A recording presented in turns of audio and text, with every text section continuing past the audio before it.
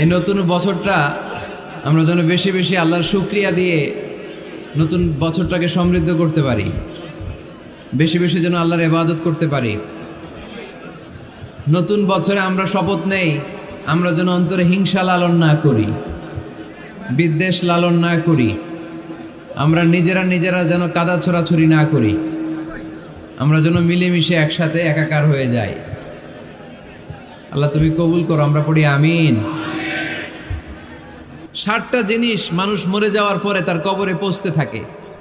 ইন্না মিম্মা ইয়ালহাকুল মুমিন মিন হাসানাতিহি বা'দা মাউতিহি, মানুষ মরে যাওয়ার পরেও যে 60টা জিনিস তার কবরে পৌঁছায় তার মধ্যে একটা হচ্ছে মসজিদান বানাহু, সে যে মসজিদ বানিয়ে গিয়েছে ওই মসজিদের সওয়াব। সুবহানাল্লাহ পড়েন। আপনি টাকা দিয়ে মসজিদ বানিয়ে দিলেন, ওই মসজিদে মুসল্লিরা নামাজ পড়ে, রোজাদাররা এসে ওখানে ইফতার খায়, তাহাজ্জুদ আদায়কারীরা তাহাজ্জুদ পড়ে, তাদের সওয়াবের কমতি হবে না, কিন্তু তাদের সওয়াবের একটা পার্সেন্টেজ সওয়াব যে ব্যক্তি মসজিদ বানালো তার আমলনামায় আল্লাহ ঢুকিয়ে দেয়। সুবহানাল্লাহ বলতে পারলেন না? হে নামাজি আমার ঘরে নামাজ পড়ো আজ, দিল মে তোমার চরণ তলে হৃদয় যায় নামাজ। হে নামাজি আমার ঘরে নামাজ পড়ো আজ, দিল মে তোমার চরণ তলে হৃদয় যায় নামাজ। পড়েন আল্লাহু আকবার। কি সুন্দর লিখেছেন কাজী নজরুল ইসলাম। কাজী নজরুল ইসলাম খুব সুন্দর করে বলেছেন, মসজিদেরই পাশে আমায় কবর দিও ভাই, ঠিক কিনা? মসজিদেরই পাশে আমায় কবর দিও ভাই, যেন গোরে হতে মুয়াজ্জিনের আযান শুনতে পাই। আমার গোরের পাশে দিয়ে ভাই নামাজিরা যাবে, পবিত্র সেই পায়ের ধ্বনি এ বান্দা শুনতে পাবে। গোরা যাব হতে গুনাহগার পাইবে রেহাই, মসজিদেরই পাশে আমায় কবর দিও ভাই। কত মানুষ নামাজি ভাই মসজিদাঙ্গিহীনাতে, আল্লাহর নামের জিকির করে লুকিয়ে গভীর রাতে। আমি তাদের সাথে ওই আল্লাহর নাম জপতে চাই, আল্লাহর নাম জপতে চাই। পড়েন সবাই, মসজিদেরই পাশে আমায় কবর দিও ভাই, যেন গোরে হতেও মুয়াজ্জিনের আযান শুনতে পাই। চিল্লায় পড়তে হবে আমিন। কি দরদ ছিল আমাদের জাতীয় কবি কাজী নজরুল ইসলামের, মসজিদের পাশে আল্লাহ তুমি আমার কবর দিও। আল্লাহ এই দোয়াটা কবুল করে নিয়েছে, ঠিক কিনা? ওনার কবরের পাশে মসজিদ আছে না নাই? আছে। এজন্য মসজিদের সাথে সম্পর্ক জুড়ে দেওয়া এটা ইমানদারের আলামত, আর মসজিদকে ঘৃণা করা এটা মুনাফিকের আলামত। এজন্য আমরা যেন আমাদের হৃদয়টাকে মসজিদের সাথে জুড়ে দেই, মসজিদের সাথে যেন সুসম্পর্ক থাকে। মসজিদ সবার, মসজিদ নিয়ে দলাদলি নাই। দলাদলি আছে অনেক জায়গায়, হানাফি মসজিদ, আহলে হাদিস মসজিদ এরকম আমরা দেখি বা শুনি, এটা ঠিক না। হানাফি মসজিদ বলে কোনো কথা নাই, আহলে হাদিস মসজিদ বলে কোনো কথা নাই। মসজিদ সবার। ছোট্টখাট্ট বিষয় নিয়ে মসজিদে মারামারি, একজন হাত তোলে আরেকজন তোলে না, কিলাকিলি আছে না নাই? একজন বলে জোরে আমিন, আরেকজন আস্তে আমিন, মারামারি আছে না নাই? এগুলো কি মারামারি করার কোনো বিষয়? কথা বলেন। সালাতে ফরজ আছে, ওয়াজিব আছে, সুন্নাহ আছে। খেয়াল করে বুঝবেন, ফরজ যদি নষ্ট হয় সালাত ভঙ্গ হয়, you have to repeat your সালাত। ওয়াজিব নষ্ট হলে সালাত ভঙ্গ হয় না, নতুন করে পড়া লাগে না,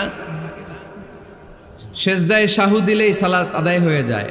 আর সুন্নাহ নষ্ট হলে নামাজ নষ্টও হয় না, নতুন করে পড়াও লাগে না, সৌ সেজদাও লাগে না, নামাজ আদায় হয়ে যায় সুন্নাহ নষ্ট হলে। এই যে হাত তোলা না তোলা এটা সুন্নাহ, আমিন জোরে বলা না বলা এটা কি সুন্নাহ। যেটা কোনো কারণে কেউ না করলেও তার নামাজ কবুল করে নিবে কে? আর এই সব সুন্নত লই আমগো দেশে গিলাগিলি। মৌলভীবাজারে মাশাআল্লাহ এগুলা নাই, এখানেও আছে। এগুলার অবসান ঘটুক, আমরা চাই কি চাই না?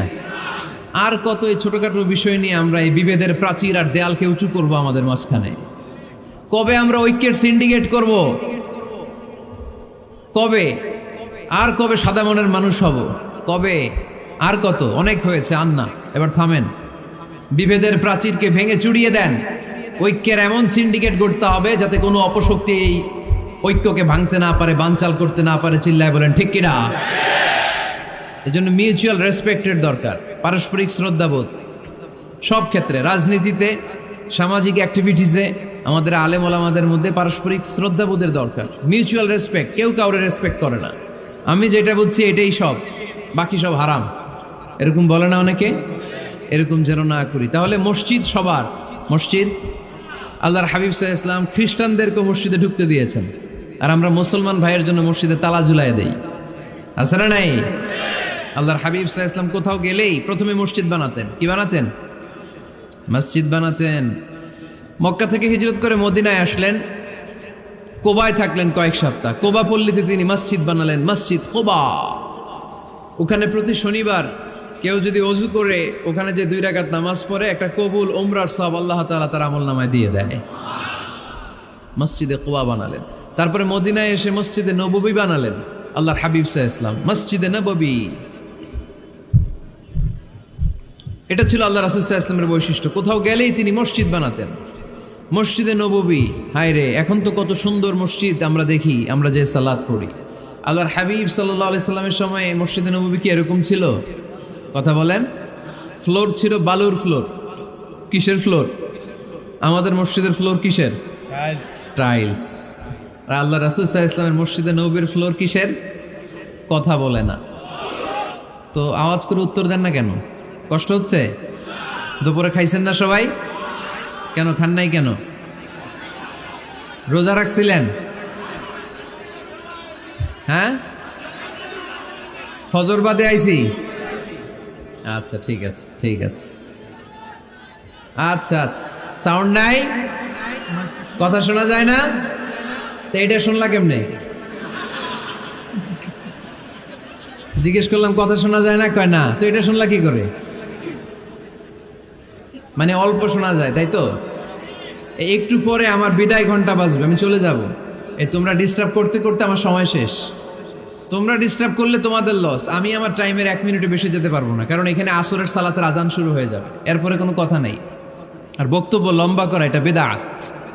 এই বেদাতকে আমি সুন্নাতের মধ্যে আনতে চাচ্ছি। একটা সময়ে একেবারে কমায় নিয়ে আসবো। এত প্রোগ্রামও আমি করতে চাই না। আমি ঘোষণা দিয়েছি আগামী বছরে সারা বাংলাদেশে আমার প্রোগ্রাম হবে 50টা। কয়টা? 50টা। এরপরের বছর 30টা, এরপরের বছর 20টা। বিভাগীয় প্রোগ্রাম করলেই চলবে আমার। এক এক বিভাগে যে 2 দিন 3 দিন খালাস। এত দরকার নেই, এত লম্বা চূড়ার বক্তব্যের দরকার নেই। আধা ঘন্টা চুপ করে শুনেন, কয়েকটা মেসেজ ড্রপ করি, take it with you to your home, then practice and apply in the society. নিয়ে যান, আমল করেন, সমাজে কাজে লাগান। সমাজটা আলোকিত করে দিবে কে? খুতাবুকুম তাবিলা সালাওয়াতুকুম কাসীরা।